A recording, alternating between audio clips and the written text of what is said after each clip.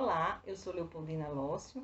Eu queria agradecer ao Consulado Alemão pelo convite de estar aqui participando da Semana da Língua Alemã. É um prazer, então, participar desse evento. E eu vim aqui falar sobre um artista alemão que se radicou em Pernambuco no início do século XX, chamado Heinrich Moser, ou Henrique Moser, como ele também ficou mais conhecido. Ele deu importante contribuição às artes visuais e às artes gráficas em Pernambuco e, consequentemente, no Brasil. Eu vou apresentar aqui um pouco de sua obra, de sua trajetória. Então, eu vou aqui falar sobre um outro tipo de linguagem, essa linguagem que esse artista soube utilizar para expressar o que ele queria, para informar o que ele queria, que é a linguagem visual. Eu vou, então, falar sobre esse artista que chega ao Brasil em 1910, mais especificamente na capital pernambucana, onde ele se radicou, e ele ficou muito mais conhecido pelas artes dos seus vitrais. Ele trouxe a técnica do vitral para Pernambuco, porque para o Brasil um outro alemão já havia trazido em São Paulo. É uma técnica bastante difícil, trabalhosa, mas que traz bastante encantamento, né? Porém, Moser foi um artista muito mais completo. Ele executou pinturas em diversos tipos de suporte, como teto de igreja, em azulejo. Ele foi escultor, foi arquiteto, além de atuar como professor da Escola de Belas Artes. Mas o que eu vou destacar nessa minha apresentação é a importante contribuição que Moser deu às artes gráficas, Moser enquanto artista gráfico, que hoje seria o design gráfico. Ele produziu diversos trabalhos, como capas de revista, capa de livros, ilustrações internas para os livros, capas ilustradas para jornais, cartazes e diversos outros tipos de materiais impressos, como uma época, como capa de partitura. Então, apesar dessa produção de Moser ser bastante relevante, é pouco conhecida e pouco destacada. Então, nessa minha apresentação, eu vou dar esse enfoque em Moser enquanto artista gráfico, essa produção tão interessante e que vale a pena a gente conhecer mais. Eu venho pesquisando Moser desde 2016, quando eu tive um projeto de catalogação das obras gráficas de Moser aprovada em um edital lançado pelo Consulado Alemão do Recife, no Programa para a Preservação de Patrimônio Cultural. Então, nesse projeto foi desenvolvido um catálogo digital. Essa catalogação foi desenvolvida como projeto de extensão acadêmica, onde eu trabalho, no Instituto Federal de Pernambuco, e contou também com o apoio da Fundação Joaquim Nabuco. Então, foi executado um catálogo digital que está disponível na internet, bilíngue, português e alemão, e também uma versão português e inglês. Também foi feito um site onde tem um link que leva para esse catálogo, e esse site também está nessas três línguas, português, inglês e alemão. Então, esse resgate do trabalho de Moser, da produção gráfica de Moser, chamou a atenção da mídia local. E aconteceu duas reportagens, um jornal de grande circulação, um em 2016 e outro em 2017, além de uma reportagem na revista do Instituto Federal de Pernambuco, o IFPE Acontece. Continuei, então, com a pesquisa no mestrado e no doutorado. Para iniciar essa minha pesquisa, eu tive como suporte o livro de Angela Tavra Weber, Moser, um artista alemão no Nordeste, o título do livro. Então, esse livro surgiu pela preocupação da família em preservar a memória, o trabalho de Moser, porque a família, quando eu falo a família, eu estou falando de especialmente a filha dele, Dona Fraia Weber, e a nora Angela Weber, né, que escreveu o livro. Então, muitos dos seus trabalhos, especialmente os vitrais, se encontravam em residências, e essas casas estavam sendo demolidas para a construção de prédios na cidade. Então, foi uma forma aí de tentar preservar esse trabalho do artista. No livro, ela nos conta sobre um pouco da infância de Moser, né, como ele mostrava já um talento artístico desde sua infância, como era percebido esse talento desde a sua infância. Tem um desenho dele no livro, aos 9 anos de idade, da casa que ele nasceu. Ele, que nasceu em Munique em 1886, possuía uma vida confortável com suas irmãs, com seus pais. Então, Angela Weber nos conta que Moser se interessava aí por vários estilos, né? Mesmo que intuitivamente, ainda como criança, já mostrava aí esse espírito inovador, essa busca aí pro novo, né? Então, esse interesse por várias expressões artísticas vai acompanhar o artista desde a sua infância até a sua vida profissional. Moser estuda em Munique, em 2 escolas de artes bastante reconhecidas, a Academia Real de Belas Artes, uma das mais antigas da Alemanha, fundada em 1808 e que permanece ainda hoje reformada, né, em funcionamento. Diversas pessoas importantes, artistas conhecidos como Vassily Kandinsky, Paul Klee, estudaram também nessa escola. A outra escola, a Escola Real de Artes Aplicadas, em Munique, também vai dar para ele um suporte aí acadêmico de conhecimento nas artes aplicadas. Então, toda essa formação acadêmica de Moser, essa estrutura de estudo que Moser teve, vai permitir Moser aí transitar em diversas áreas, tanto na arte, como na arquitetura, como no design, né? Então, nesse momento que Moser se capacita, que Moser está estudando lá, era um momento de diversas discussões da integração da arte com a indústria, né? Então, era uma época então que acontecia a mecanização da produção industrial, uma produção em massa, porém, eram produtos que não eram voltados à sua concepção, né? Então, surgiu diversos movimentos contra essa produção em massa, como o Arts and Crafts na Inglaterra, que propunha aí uma volta mais ao artesanal. E outros movimentos, como o Deutsche Werkbund, que surge em Munique, e que, ao contrário do Arts and Crafts, ele queria unir, então, a arte com a indústria, né?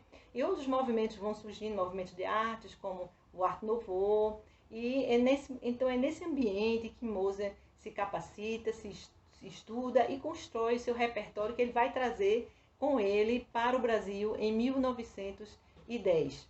Então, ele inicia sua vida profissional na Alemanha, em Munique, apresentou aí um dos trabalhos, que é um cartaz que ele desenvolveu para a indústria de bebidas, né, a cerveja Salvator, da marca Paulaner, e que ainda está em circulação na Alemanha, né, apesar da ideia original, com algumas adaptações, mas permanece então a proposta de Moser, né? A gente pode encontrar ainda em cervejas, em materiais de divulgação da própria empresa. Moser se casa em 1907 e como arquiteto ele projeta a própria casa, né? Então ele vai morar na casa projetada por ele com a sua esposa Olga. Em 1910, Moser recebe o convite de sua tia Júlia Dordeline, que morava no Recife, para fazer a reforma de um comércio próspero que ela possuía aqui no Recife. E aí ele, como arquiteto, então faria essa reforma, essa reestruturação dessa loja, uma loja considerada muito à frente do seu tempo, uma loja moderna. Ela já possuía eletricidade, vitrine, então era um comércio próspero. E aí Moser vem para o Recife para então fazer essa reforma. E a loja também era considerada precursores do Magazine, segundo Eric Weber, né, o genro de Moser, ele fala isso, que ela era uma precursora de Magazine, e então comparada também a lojas desse gênero na Europa na época. Então Moser, depois que faz a reforma da loja, ele se torna sócio da tia, né? Então, ele chega no Brasil num momento que o país estava passando por diversas mudanças, diversas transformações, um aumento aí da população, dos centros urbanos, com diversos problemas, né, sanitários, endêmicos, habitações precárias, e aí, ao mesmo tempo, um anseio pela modernidade. E a capital pernambucana, em Recife, também estava aí buscando esse anseio da modernidade, né? Pernambuco que vinha perdendo sua proeminência social, econômica, né, dentro do Brasil, devido ao declínio da indústria açucareira, ela também estava aí nessa busca por uma modernidade, com diversas mudanças, né, urbanas no Recife, reforma do porto, reforma de bairros dos centros da cidade, né? Então, e essa busca pela modernidade, como apontam alguns autores, era mostrada também através do plano imagético, através das ilustrações. Poderia se perceber isso através das ilustrações de capas de revistas, dos periódicos da época, né? Então, Moser se estabelece na cidade como sócio da tia e ele gostava mesmo da arte, trabalhar com arte, né? Mas ele está sócio então da tia, mas mesmo assim ele desenvolveu alguns trabalhos criativos, como publicidade para a loja. Ele fez uma ilustração da própria loja para jornais, para almanaques, né, que eram locais onde se divulgava. E além disso, também com seu espírito inovador, ele produz uma vitrine. Então, no seu livro, de Angela Weber, ela conta que foi uma vitrine assim, bastante polêmica, né? Que trouxe assim, tipo um escândalo para a sociedade, né? Porque ele colocou um leito conjugal apenas para expor peças de cama. Então, a sociedade na época, né, achava aquilo ali inovador demais, né? Então, Moser se mostrava aí à frente do seu tempo, né? Então, em 1917, com a entrada do Brasil na guerra, a sua estabilidade como comerciante é interrompida, pois acontece um incêndio na Casa Alemã do Recife, provocada por uma agitação de alguns populares que se voltaram contra estabelecimentos comerciais alemães na cidade. Então, a partir daí, com esse incêndio na Casa Alemã do Recife, Moza perde tudo e vai trabalhar exclusivamente da sua arte, né? Além de dar aula para particulares, como para pessoas como Lula Cardoso Aires, que se tornou um artista assim, de bastante proeminência, né? Então são vários trabalhos que Moser produz a partir daí. Eu não vou poder mostrar todos, não seria possível, mas eu vou destacar então alguns trabalhos e especialmente, como eu falei, as produções gráficas de Moser, né? Então eu vou iniciar aí apresentando um cartaz, né, que para uma indústria de bebidas aqui em Pernambuco, né? E nesse cartaz a gente pode perceber, né, uma concepção gráfica bastante moderna, né? O efeito de luz e sombra aí, feito através apenas de cores assim uniformes, né? Os elementos visuais bem simplificados, com traçados incompletos, como a gente pode perceber, o terno dele, a dobra da camisa. Então, são traçados bem simples, são detalhes bem simples. Então, ele possui aí uma característica de cartazes comerciais do final do século 19, 20 da Europa, né?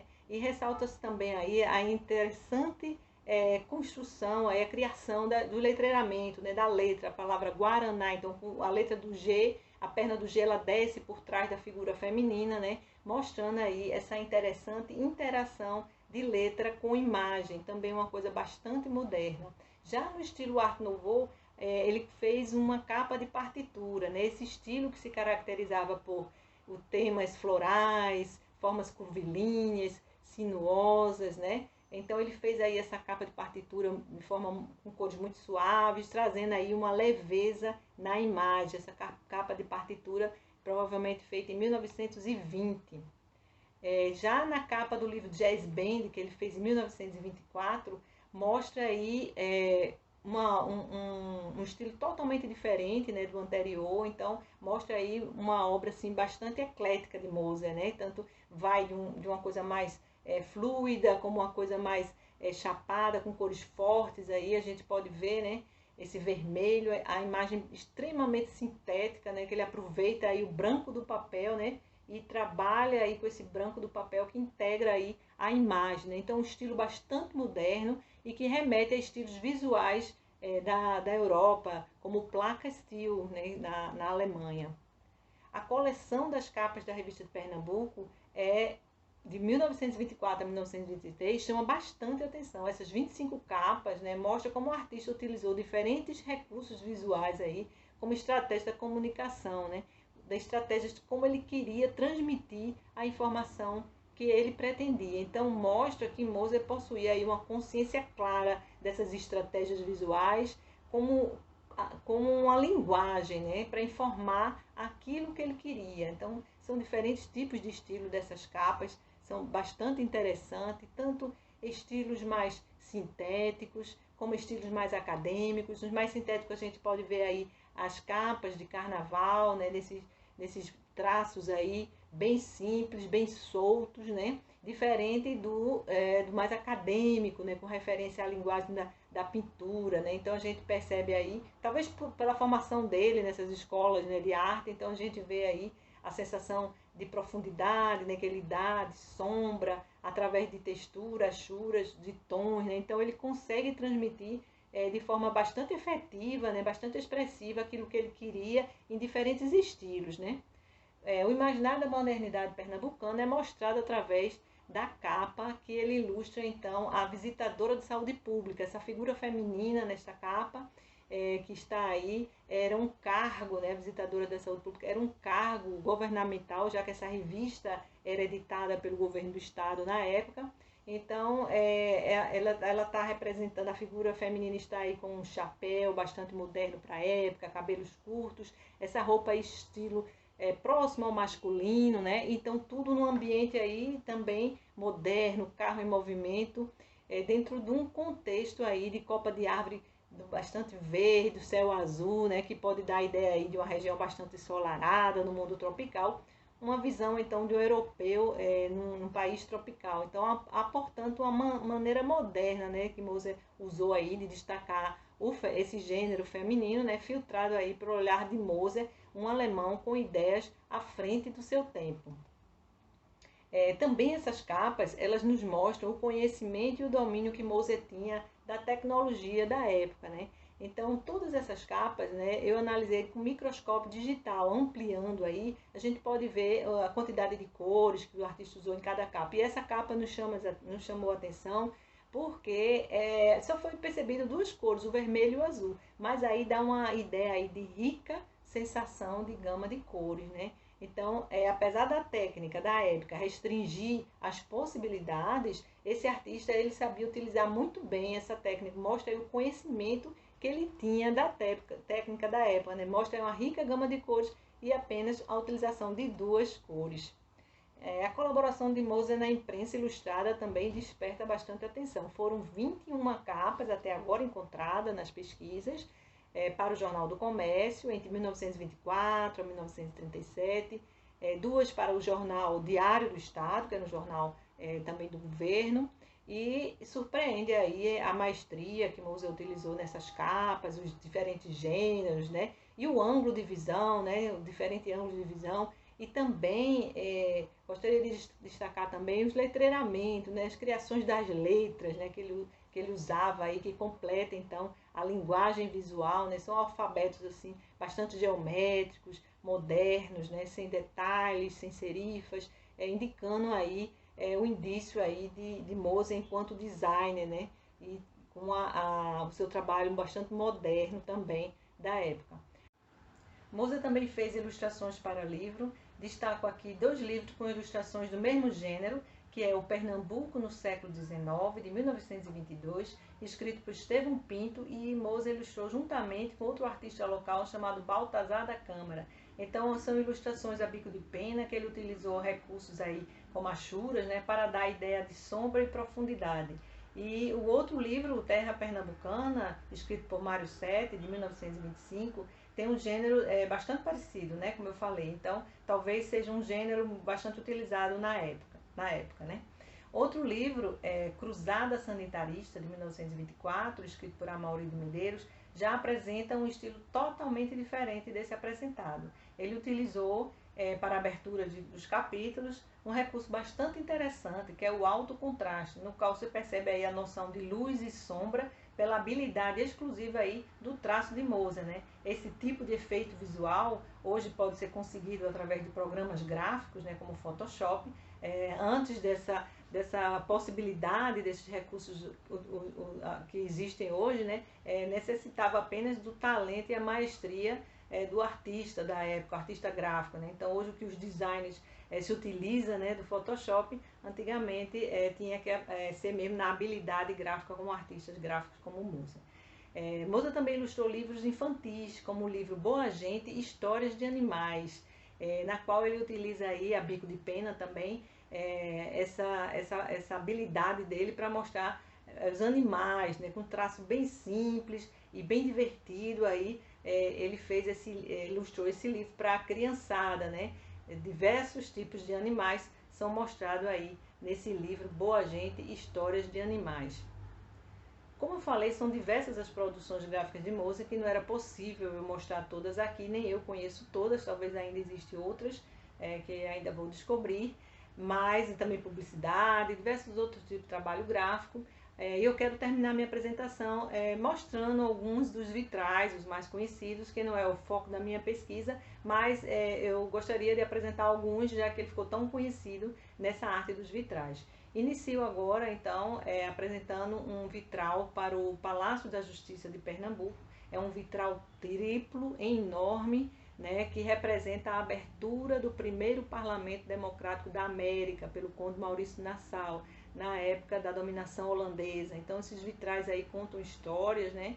Muitos desses vitrais que eu vou apresentar agora se encontra no site www.recifeartepublica.com.br, um projeto bastante interessante que mostra vitrais não só de Mozart, mas de outros artistas também. Ainda no Palácio da Justiça de Pernambuco, eu destaco uma pintura de Mozart no fundo da sala do júri, né?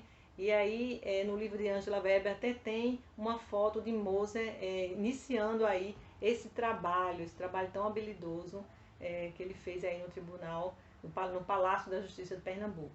Outro vitral que eu quero apontar é o do Gabinete Português de Leitura, que foi feito entre 1928 e 1930. Então, os vitrais, né, têm relação com a arquitetura do prédio, né, porque eles refletem a luz do sol.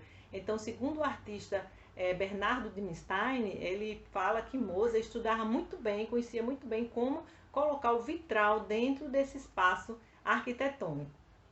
Outros vitrais que eu quero destacar aqui é o do Clube Internacional, né, que mostra aí uma história, também conta uma história com o título Os Anfitriões, foi feito em 1939. Também tem o Fundação Joaquim Nabuco, de 1933, foi restaurado há pouco tempo. Além desses vitrais profanos, tem os vitrais sacros em igrejas. Aponto aqui o da Igreja da Boa Vista, o da Igreja das Graças. Aurora Lima, que foi aluna, uma artista que foi aluna de Mozart e depois trabalhou com ele no ateliê dele, ela faz uma interessante observação sobre como Mozart soube interpretar as cores quentes nordestinas, né, com tanta arte nesses seus vitrais. Ela fala, nos seus vitrais estão transportadas as riquezas das cores quentes, vibrantes do nosso colorido nordestino, que ele, um europeu, soube interpretar com tanta arte e vigor no difícil e lento trabalho de vitral. Então é muito interessante como a Aurora Lima então observa aí o olhar de Mozart, né, desse alemão no Nordeste brasileiro, esse artista no Nordeste brasileiro. Além desses vitrais que eu apresentei, tem também os dos temas regionais. E agora não é muito conhecido porque geralmente estavam em residências, mas ele também trabalhou com esse tema regional, mostrando aí os costumes, né, da local que ele observava então aqui onde vivia. Mozart viveu até 1947 e todo esse material revela o talento, o domínio e a maestria que ele desenvolveu tanto nas artes visuais como nas artes gráficas. Um artista alemão no Nordeste brasileiro que foi capaz de se expressar em diferentes estilos, né? Trazendo com ele esse repertório que ele adquiriu na Alemanha, nas escolas de arte, e aí aliado às experiências que ele teve nesse Nordeste brasileiro, nesse país tropical. E ele deixou então um legado bastante importante, tanto nas artes visuais como nas artes gráficas, para aqui, para a nossa cultura pernambucana, para a nossa cultura brasileira. Obrigada.